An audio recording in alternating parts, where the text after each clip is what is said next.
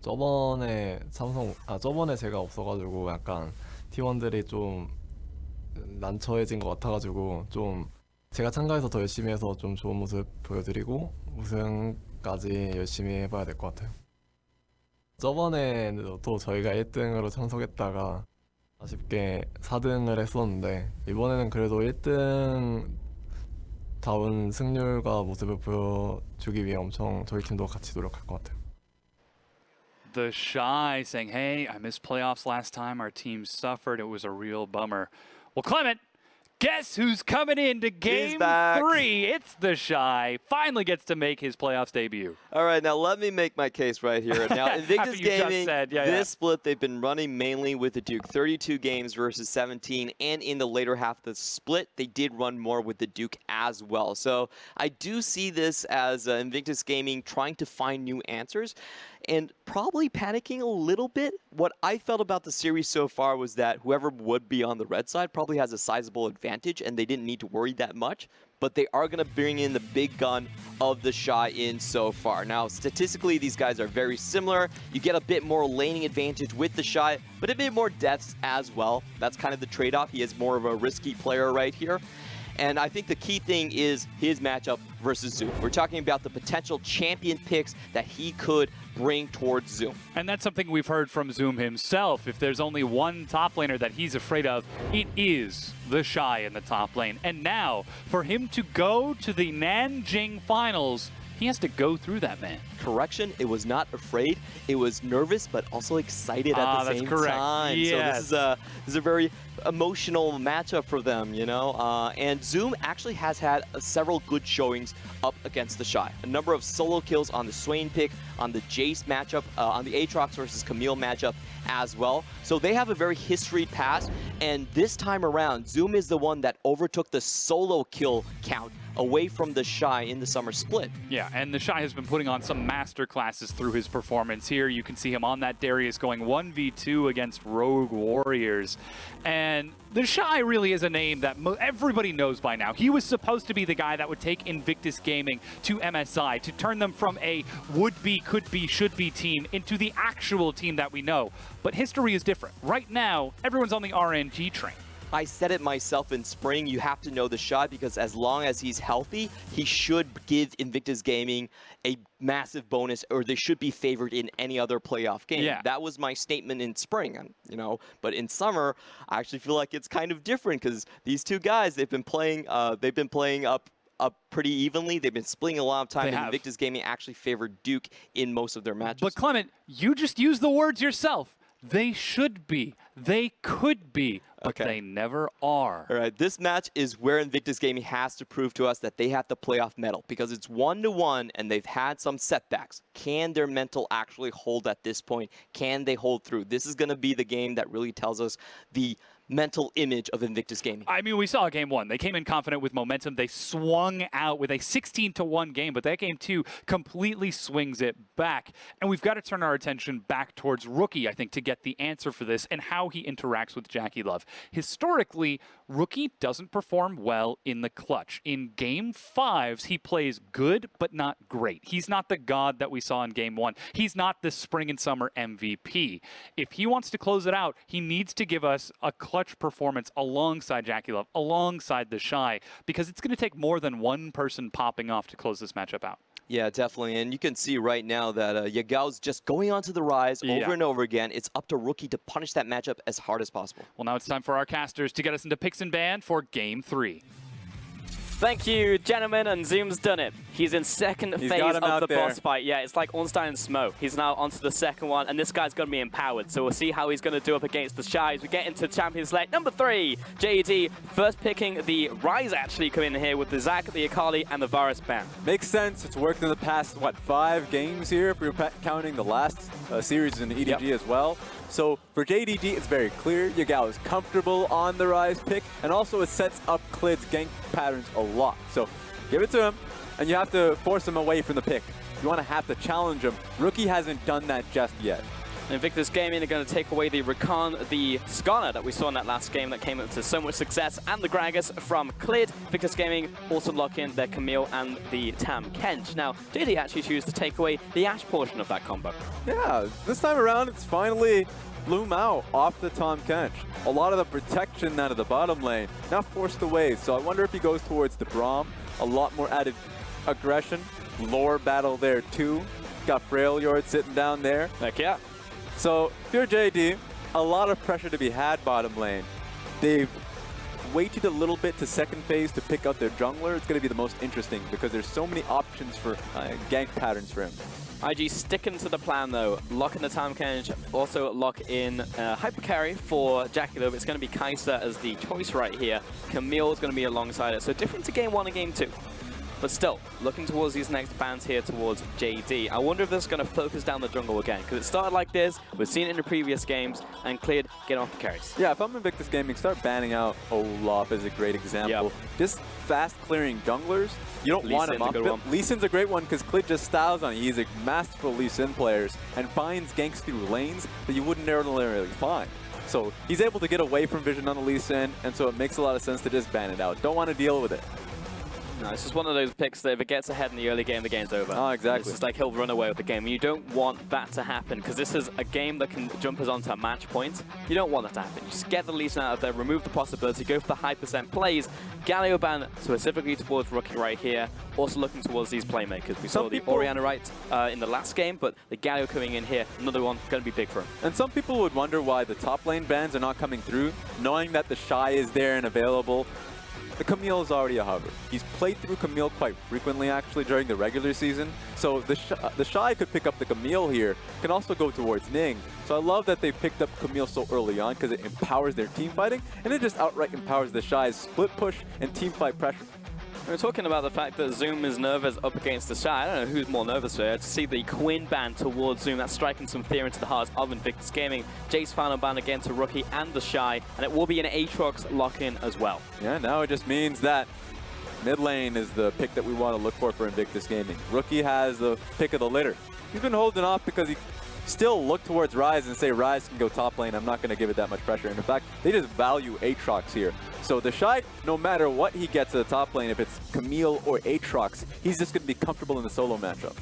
Yeah, not a gimmick pick anymore. Urgot will find another pick right here. And again, it'll be to see if there's 100% win rate on Urgot. Not the case. We've seen many, many Urgots now. This is 5 players who've actually picked up the Urgot, and Zoom was definitely the best that we've seen so far in playoffs, and he still is. So I like the fact that he wasn't dissuaded from game 1. He's going to pick it up again in game 3.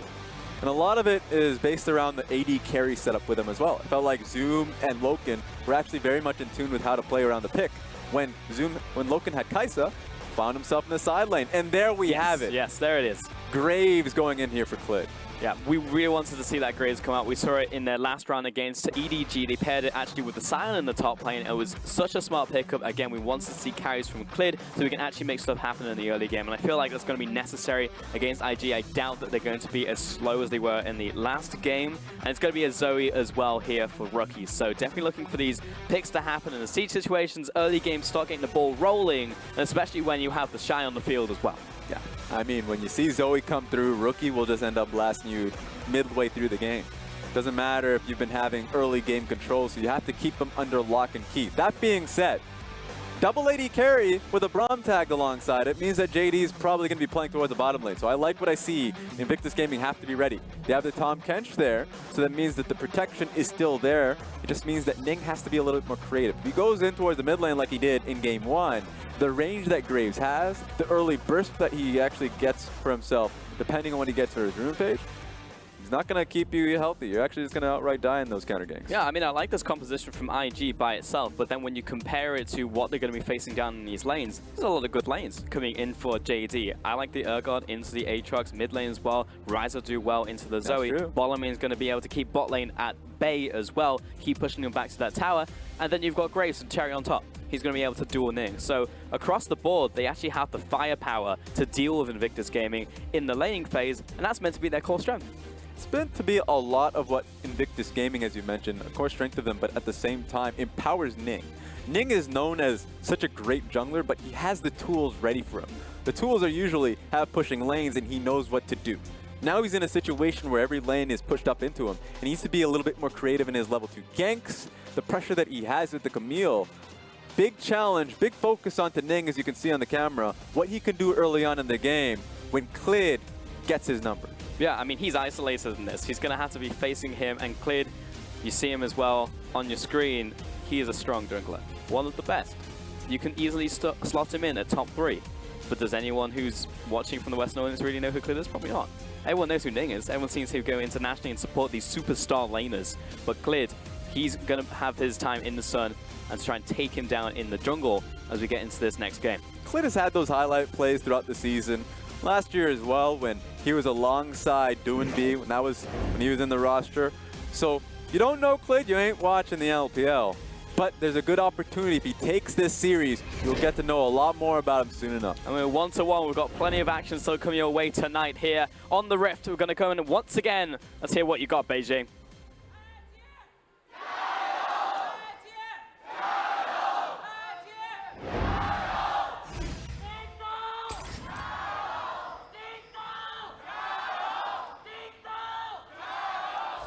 Fans starting to grow there for JD. Remember, next year, JD will have their own venue in Beijing.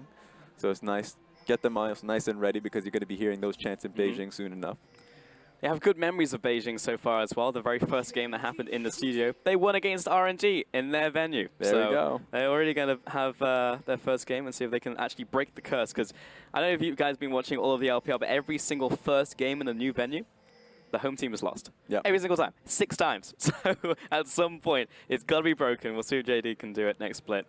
But for now, we'll take a look at these keystones. Got same stuff. Into the jungle, though, Clid again. This is what he ran last time when we saw the Graves running with the Dark Harvest. Remember, Electrocute got nerfed.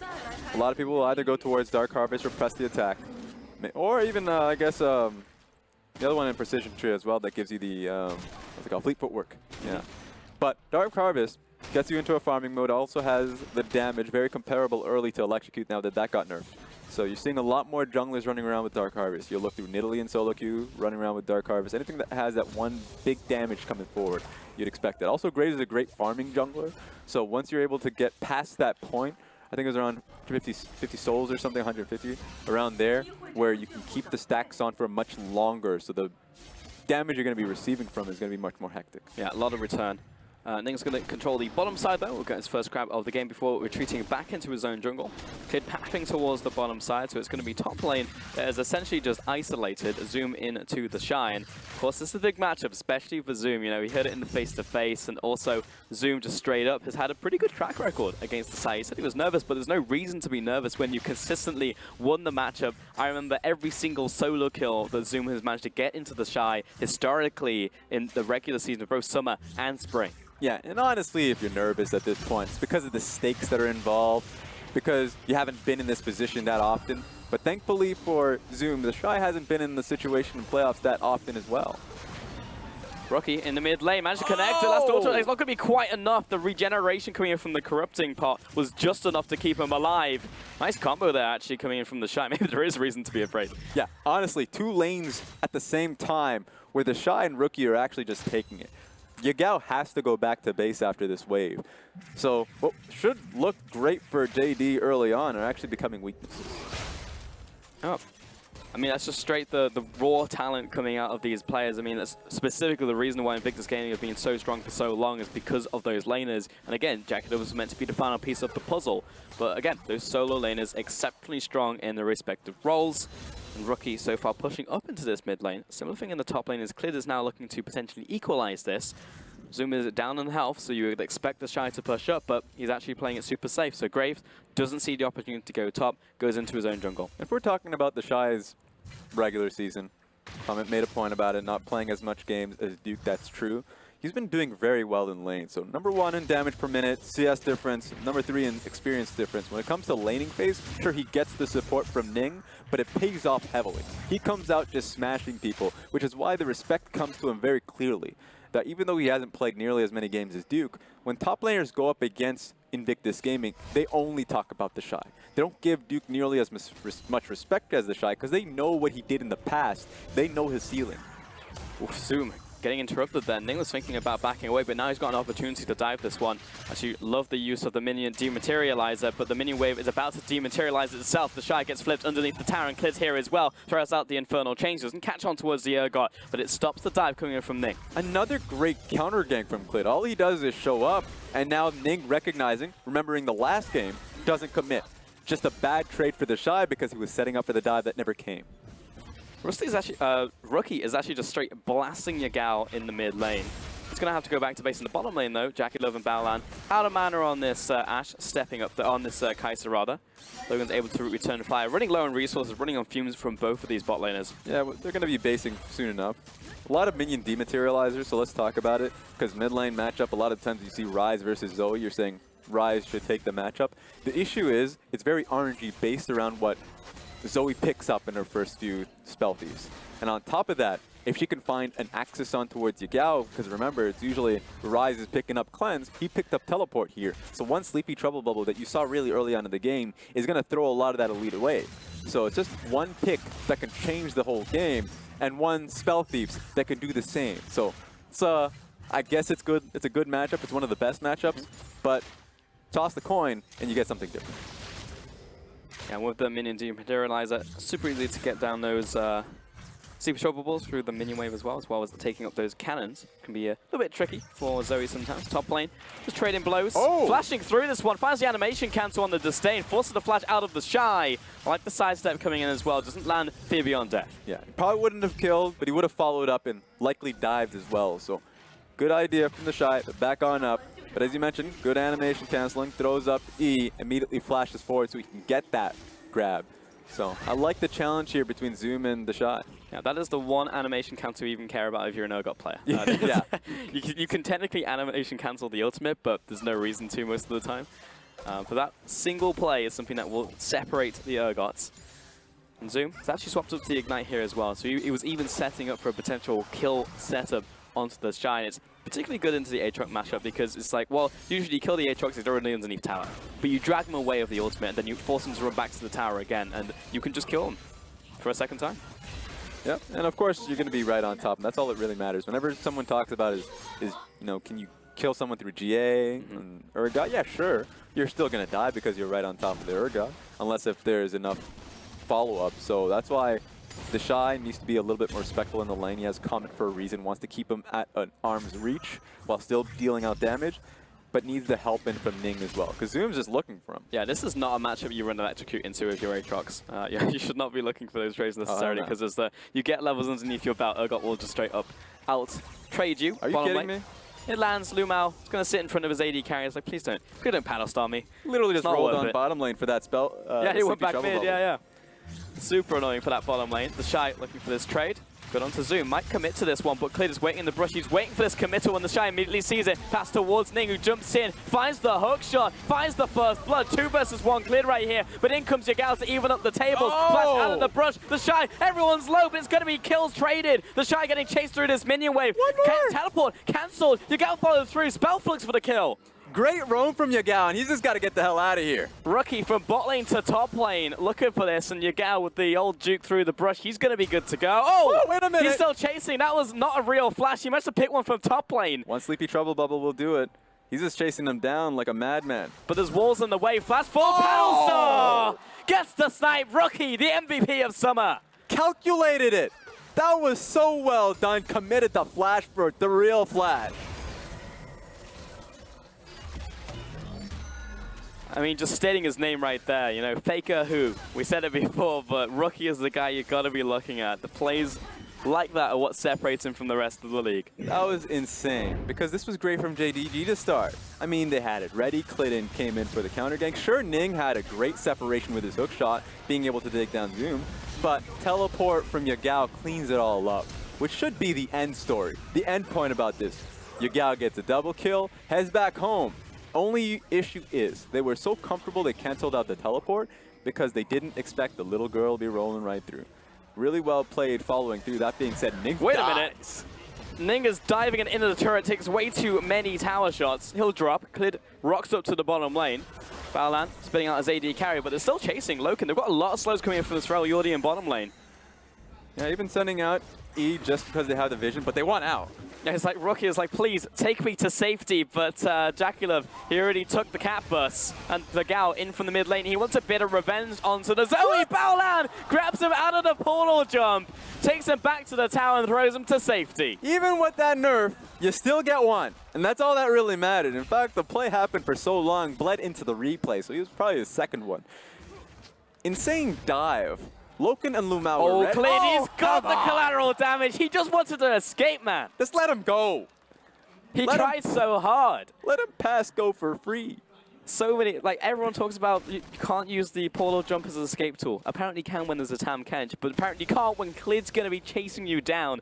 This is why you give him a carry pick. He was trying for it down bottom lane. You just take a look at the very beginning. Lumao sent out his shield to begin with. That's why they actually were able to just move towards their second tier tower. Ning doesn't have any HP, so he's going to be able to piece out there. So that was the first swallow from Baolan. Rescues his AD carry, but they recognized that Ryze was actually coming from the mid lane. The journeyman from the top side of the map all the way mid lane, now heading bottom lane. So Baolan and Jaculov get straight out of there. Rookie left out to dry, but he knew that Baolan was coming back. Didn't have much mana, but you only need one ability to save out your brother. Rookie piecing out using his ultimate, and there's already a fight happening in real time. Yeah, it's happening again live. Baolan getting chased back to the tower. It's all the way through his shield, and Loken just walks him to the tower, walks him down, and gets himself another kill. Relentless. We said this going into the game, that they were going to be brute force with the bottom lane. Double AD carry with Braum makes things easy. Ning thinks he can get something top lane. I mean, he can try, but it's risky against an Urgot underneath tower. He's going to see Ning, so you have to commit to this one. He's actually running away from the tower as the World Ender is popped, chasing through with the Qs here. And it's just up and down, just get to move. Nice, clean gank coming in from Ning. There we go. You got that extra life with the ultimate being expended there. That being said, Jaculov once again the target. Yeah, Baolan's there to save him, though. Lumao's going to have to walk through the tower to get back to safety. But Jaculov chunked down to half as Loken is still returning fire. Baolan at least approaching until this mini wave crashes. Yeah, honestly, they did their job. Being able to take half HP onto Jaculov puts him in dive's reach. So I wonder how much information Invictus Gaming have here. Teleport coming through. Set up with the Fissure, doesn't quite find its mark. Top lane, the Shy is going to get this tower, but Baolan, turning around. It's going to be Fear Beyond Death. Needed one more auto attack to confirm that one. Feels bad for Zoom, but he's going to get a consolation prize in the form of this Tam Kench. Third kill over to Loken and the tower on top of it. You know what? You'll lose that top lane tower, but you get that one kill and tower back. Well done, Zoom. Great teleport there. I was wondering, because that was a great trade in the bottom lane. I was wondering if Invictus Gaming had enough vision to see if Klid was nowhere nearby so they could stay underneath the tower a little bit longer. The teleport makes up for that. So Zoom willing to give up his own advantage top lane to try and get something going bottom side of the map. Well done. And it's just been back and forth action. Yeah, a bit of an uh-oh, but we're okay. JD, barely had. This is dead on equal, actually, in this matchup at 12 minutes. Very different for game 1 and game 2. Usually by this point, it was just a clear-cut advantage to one of these two teams. But this time, we get to enjoy a game where it's even. And it's honestly, sure, it's even. It's a little bit more spread out for Invictus Gaming. A lot more focused for JD. 3 kills, all on Loken. We saw how much damage he was able to output last game on the Ashe pick. Very confident walking forward. And he should be equally confident here, just knowing that there's a lot of CC that he has eyes on. The only one he needs to be worried about is Ning if he were to get diving on top of him. Otherwise, he should be able to free fire. Klid starting off the Herald here, should be able to take it with no worries. He's already going back to base, so there will be no contest from him. So JD, while controlling this side, will be able to get themselves yet another advantage. Looking towards this top tower, actually, because Loken's already there. I'd be surprised if Ning didn't path towards at least to the top side of the jungle, as this will be a 3-man push, plus a Herald most likely from Klid. Very respectful from the Shy. Knows that he doesn't have Ning. He's just going to be able to piece out. Maybe get some experience. So he's there just for experience, but he knows that Lumao has flash. And not that really JD needs, is just a flash Q from Lumao to get the kill. Yeah, there's a world in which he just saves the Herald as well for next tower if they choose to push this one. IG are going to get themselves Dragon on the opposite side of the map, but they may keep it for mid lane or even a second turret. Yeah, the only worry here for JD is that they're not going to be able to defend mid with just Yagao. They need some backup. That being said, they're going to lose the tower anyways, but it's the difference between taking this one tower and the inner tower as well. So IG do actually trade up in that scenario. There's still banked tempo here for JD in the form of that Herald, but it needs to be converted actually into something tangible. Rookie. Oh. Yep, a lot of damage coming out from him in this mid-game, reminiscent of that Jace game in game 1. They're teleporting here, so they might be using Rift Herald immediately. I think there's a decent amount of defense here. They would probably have to pull the Shy to come back mid. Arrow, loosed. Gonna go right off the map and hit someone else in Runeterra in the face, but not gonna be any of IG. Here comes the Herald. Can we find the interrupt though? Ning's gonna jump onto that front line immediately with the initiate onto Loken, pushing him all the way back, but he's gonna get the save right here. He's eventually gonna go down, and the Shy right behind the team. Fear beyond F though, and a fear onto the rest of Invictus Gaming. Oh. They are routed, but the Shy doing so much damage, carving up the backline, carving up cleared, and it's a complete disaster. Yagao, 1-on-3, can he make it happen? Ning low, can he back away from the minion wave? And Yagao, you are not going anywhere. 5 kills to IG. So close to get the kill on Ning, but Ning did his job. Jumping straight in, absolutely demolishing Loken, and then allows the Shy to complete the job. The janitor there, flashing over the wall to get one, and just phasing over the wall to go straight on towards Clid. Well done from both Ning and the Shy to clean up that fight. 4 kills, 5 kills even, over to Invictus Gaming. I mean, it was close, but it was all about the Shy, as you mentioned, and it was set up after this play. Super decisive. Rise goes back to base, so he's not there for a long time. So it's easy to just get the jump on Loken, the one with the most amount of gold. Zoom flashes in to get the fear. Well job. You do get it on 2 members, but it's not enough. No damage left. Yoga actually leaves as soon as he come into the fight. So yeah, unfortunate for him. He was so close to getting this fight. He actually sacrifices himself for that 1 kill that never came. Yeah, real feels bad, man, because Rookie somehow managed to curve the bubble around the minion wave to hit Yagao at the final fight. He actually at least should have picked up a kill right there in that 1-on-3, if not 2, but somehow the bubble hits. He goes to sleep. He didn't want to. Too many sleeping pills, and then goes down. Invictus Gaming, feeling pretty good about that last fight, and specifically about the Shy. I feel like this was a very good substitution. I mean, that's where it pays off. You know, talking about the analysts who were saying that, you know, the Shy may be a more risky player, but it's not risky when it's a high reward play every single time. And the one chip on the Shy shoulder that he's had was his team fighting. They knew him as a great solo laner, someone you could put him on the side lane and just split push, or just for his dominating laning phase. But during the summer split, even a little bit in the spring split as well, just in the back half of it, he's actually been working on his team fighting, and that's the result of that. I felt like that was a very strong flank ward that he came in, and he prioritized the Graves immediately, did his job. So that's the Shy. You'll be seeing a lot more of him throughout the series, assured. Yeah, a little over average though there from JD to literally set up in front of Invictus Gaming in full view and place down their Herald. You know, if Invictus Gaming didn't choose to go for that fight, it's just like, well, that wouldn't be Invictus Gaming. You know, every single one of these playoff teams would look at that and be like, I don't think so, Sunshine. Yeah. We're going to engage. That was a very weird window too. Yeah. Not only was Clid setting down that Rift Herald, but it was also a base from Yagao. At the same damn time, no damage is going to be coming forward. So you could see how confident JD were in that situation, saying, they won't challenge us. There's no way. There's not a possibility. It's like one of those anime endings where you're like, actually. And there's Nerace's voice, but they did. And they just smacked him in the mid lane. So IG finally take the lead in this game, about 3,000 gold ahead now. We were just talking about how even it was. And they also pick up that dragon. Next dragon's also going to be a mountain, though. So do expect to be a contest over that. As Yagao and Clid just sweep it up towards the mid lane, sweep it away towards. One positive thing if you're Invictus Gaming is that you forced Loken to now change his build up a little bit more. Now moves in towards the stopwatch. It will be harder, sure, to kill him, but being able to do that actually changes up a lot for him. Because he's been trying to get towards that rapid fire cannon, trying to get out the damage because he's had a lot of the resources of the team, now has to build defensively. So for him, he's going to have to stop the major DPS point of his build, just so he keeps himself protected in these fights. It just feels like this game in particular, Game 3, is just so important. You know, whoever takes match point first always doesn't feel like the other team will be able to recover. You look at Invictus game with the amount of momentum, they are so hungry to get this final. I mean, they should have had one in spring. And JD, can you come back from this, or are you just going straight into qualifiers? That's a real question. I mean, Dom mentioned it on the desk. This team hasn't been clutch when it comes to that final game, when they're getting pushed towards. Let's say a good example is the Gauntlet tournament up against WE to find yourself a ticket to Worlds. They got to that point into a Game 5, failed in a crucial position. Rookie wasn't as good as he has been during the bulk of his season. You look towards what happened last spring. Sure, they didn't have the Shy. They had barely practiced with Duke, but it came down to Game 5 with how well Invictus Gaming were playing, and then deflated. Rookie couldn't actually play up to par. And so, if you find yourself in match point, Invictus Gaming need that, because I'm kind of questioning what mental space they'll be in if JDG takes this game. I mean, there's empirical evidence as well. You look at a lot of their wins, both in spring and summer, a lot of 2-0s across the board. You know, when they beat a team, they'll just straight up wipe them. You know, it won't be a 1-2.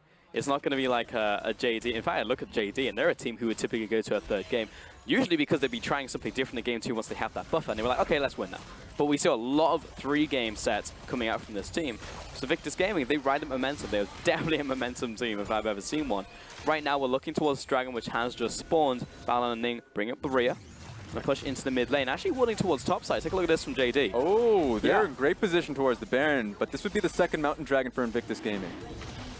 It's down already. Yeah, I don't think JD are going to rush it. Certainly not. At least they're going to clear out the vision, but they're kind of leaving themselves a little bit exposed unless they can get a pick into the mid lane here. The arrow is loose. It lands immediately onto Jackalope. The save over the wall by Baolan. And Zoom slowing him down. Instant cleanse comes through. Yagao sweeping him from the side as well, but in comes Ning. Flash forwards, gets the lockdown onto Yagao as well. The shot comes in front to back here. Luma tries to get in range, tries to block for the team, and Zoom pushing forward. He gets one, but Jackalope's going to finish him off, and it's a wipe once again for IG. Clean sweep. Clit is actually the only one there, but I don't think he's going to have the heart to steal this Baron away from Invictus Gaming. So well played. And it just came down to the engage from Ning. Ning came in hot and recognized that the Shy was actually coming in from the bottom side. Pincered Yagao. There was actually no way for him to get out, so he got blown up. There's your DPS. Easier to move on to Lois Loken, and so JDG just crumbled. The target was Jackalope, but the save was there from Balan. He didn't even die. Yeah. The getaway driver was there, and he got to safety. They turned it around, and it was so well played from here on out. It was a story of vision. They didn't have vision of Baolan. Baolan came, saved them, gobbled them up. Looking towards Aatrox. No vision of Aatrox. When Ning comes in through, they were completely surprised, and JDG put them in very vulnerable positions to try and save Yagao, and they all fall for it. He was just locked down from the Camille and then sliced up Rookie in this 1 versus 2. Kills Kid, looking towards Zoom and kiting around this mini wave. He just can't find purchase right now. And he still managed to take him down. The rest of the team's here, and Rookie comes up trumps 2 kills. They came in hot to protect him. I don't even know how it started, but it felt like he had that all down tight. I think he was all right. He was fine, yeah. Now getting chased back to the inhibitor tower, and Invictus Gaming accelerating. When they get a lead, they will push everything. They will take an inch, they will take a mile. Top tower down with the Baron buff. This is going to be an inhib down. Yeah, Brutes are down. Clayton and Zoom are going right for it. They find the lockdown. The ultimatum is given over to Yagao. He dies again, getting triggered from the last fight. 3 kills over to Invictus Gaming. At least an inhib now. 34 seconds on death timers. This is important. Remember what happened when TOP went up against RNG and kept running into them. That could be game if you make the wrong choice. I mean, the Shy separated over the wall. Here comes Tam Kench though, saving him, and they're looking for the turnaround fight. The Shy will go right back on towards this one. Drops into the passive. Rookie into the fight. Lumao low. There's the turnaround kill. Zoom gets one onto Ning. Zoom pushing forward, but Jackalope over the wall. 1 kill. Looks for the second onto Clid. Zoom routed. Pushed back to the tower and put down by Rookie. They tried to fight. Remember, now Zoom and Lumao are down. If you're Invictus Gaming, you just keep going for it. JDG, I don't want to call it desperation, but they're just going for it. They think that they're so far behind that they just need any one of these windows that they have, just small windows of Rookie having low HP, Ning in a vulnerable position. But Baolan, every single time a pick is looked for from JDG, Baolan says that's not happening. Back away. Blows his flash to protect Ning in that situation. Well, honestly, that's an MVP performance from him. I mean, at a certain point, you just go for it if you're JD. You know, you're this far behind. It's like, let's crunch out this game, get to the second game. We talk about them being a team not upset by momentum either way. So go for it. Try and end the game, try and get a comeback into this one. But you're right, Baolan, I think every single time I've seen anyone try and find a pick, he's just there. Yep. I don't know how he does it. It's just like in the flavor text, Baolan will be next to you. This is no matter who the pick target is. This is nerf Tom Kench, by the way. So while everyone says that there's no more Tom Kench going to be played, you forget that Tom Kench is annoying as hell no matter how long that W cooldown is. You only need 1. That's all you get. It's that initial save. All it takes is that one save. They find it because the Shy is pretty low in HP. They go for the Shy this time around. Flashes over to save him and spit him out. So that bought a lot of time for the Shy and Rookie to come through. Take a look at the damage Rookie does here. Right onto your main carry. There's no way you take that fight when Loken is that low in HP. And then they push into you. That was not expected from JD. They just wanted the pick. They didn't want a full-on fight. And they don't want this one either because they're all just dropping like flies. It's not even close. Clid running back to his towers, but right behind him, here's the TK, ready to lock down Zoom. Tries to cleanse out of it, but he's gobbled him up. Delicious meal for him, delicious meal for IG. The veracity from this team. It's going to be 4 kills onto the towers. Invictus Gaming ignoring JD. Right now, it's RNG in their crosshairs, looking towards Nanjing. They'll take game 2. They'll take game 3. Match point for Invictus Gaming. They are so close to taste it. Going to Nanjing very soon. If they could take this next one, it's important. Invictus Gaming, 2 wins where they showcase they can just snowball on you. Coming out with these snowball compositions where JD takes the 1 win based off of what is slower, methodical play, surgical. Issue here is Invictus Gaming has no time for that. You already see where the damage is coming through. Rookie on the Zoe, the last pick Zoe that they got for him. And there's a reason why it was last pick.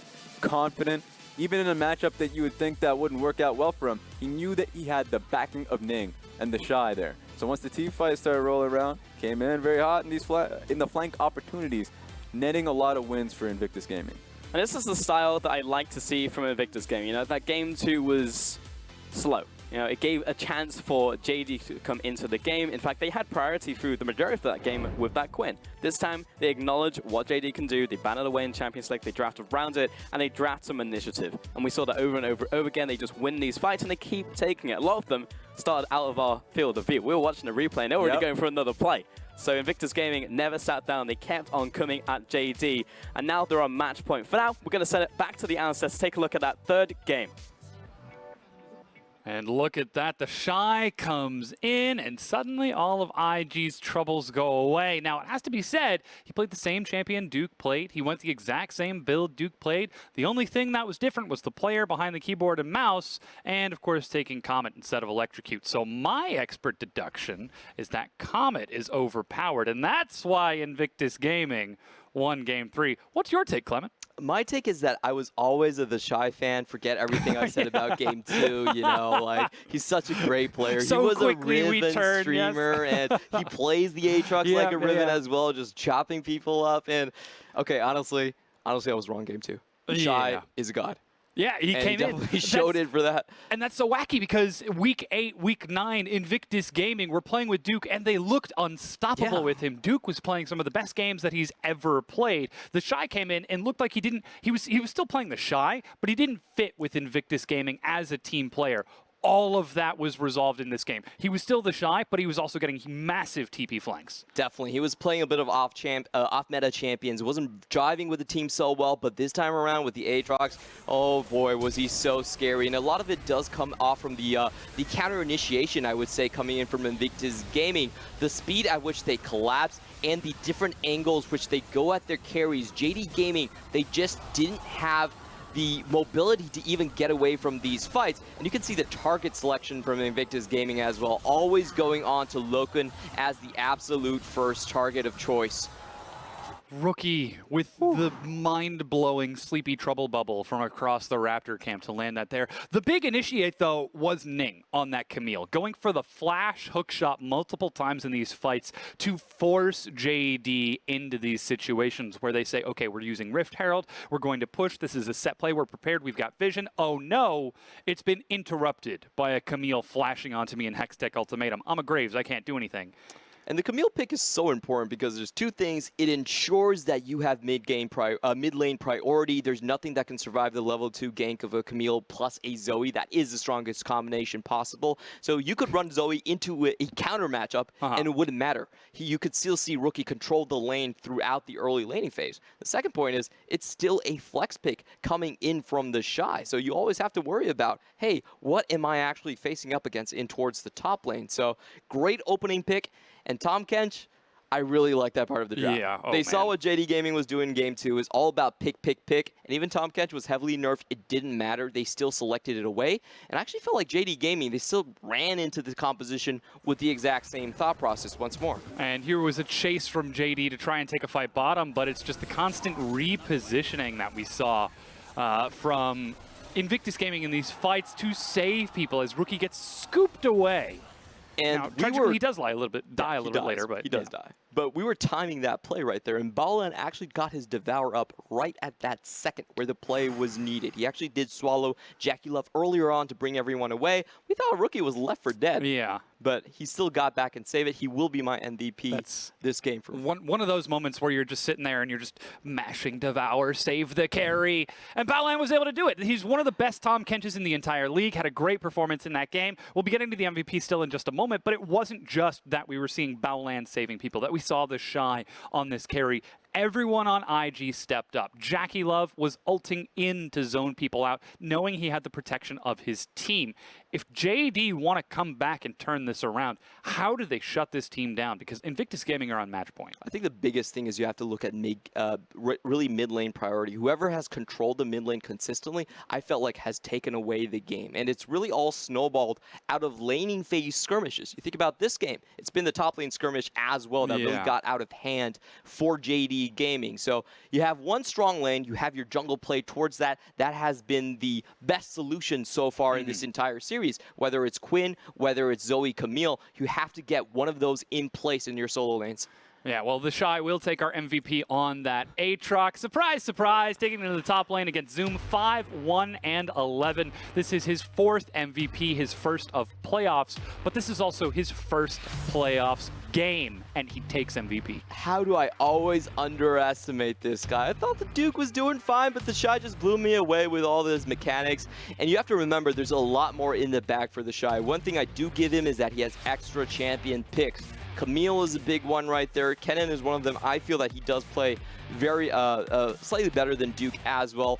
And in this fight, what surprised me was the teleport timing was on point. This was the biggest reason why Duke actually played more in the previous splits as well. But this time around, he was on point every single time, and he found his ways to the carries so fast. Yeah, getting those perfect teleport flanks and finding the openings onto JD Gaming to force these extended fights. But Clement, we're at match point. Yep. The IG curse could very well be broken here. Now that I've said it, it has to go the other way, and we have to see JD bring it to Game 5.